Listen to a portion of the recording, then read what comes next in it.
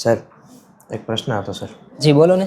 Sir, મકાન ભાડે આપવું છે પરંતુ ભાડું ન ભરે અને મકાન ખાલી ન કરે તો શું કરવું? આવી પરિસ્થિતિમાં સૌથી પહેલાં મકાન માલિક અને ભાડુઆત વચ્ચે એક રેન્ટ એગ્રીમેન્ટ હોવો જરૂરી છે.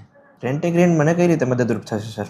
રેન્ટ એગ્રીમેન્ટમાં ભાડુઆત અને મકાન માલિક બંનેના અધિકારો અને ફરજો નક્કી કરે છે. જેમાં લખેલું હોય છે કે ભાડુઆત કેટલું ભાડું ભરશે, કેટલો સમય સુધી મકાનમાં રહેશે. સર, ભાડુઆત રેન્ટ એગ્રીમેન્ટની શરતોનો ભંગ કરે તો?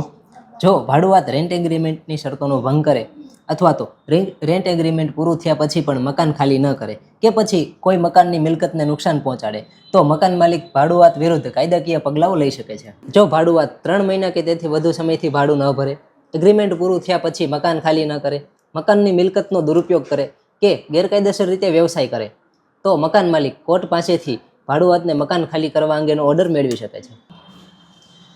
સર, આ સમયગાળા દરમિયાન મારે શું ના કરવું જોઈએ?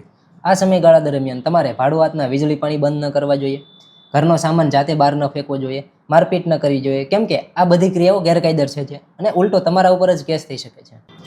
તમે પણ આ પ્રકારની કાયદાકીય મુશ્કેલીનો સામનો કરી રહ્યા હોય તો આરકે લો ફર્મનો સંપર્ક કરી શકો છો. જય શ્રી રામ.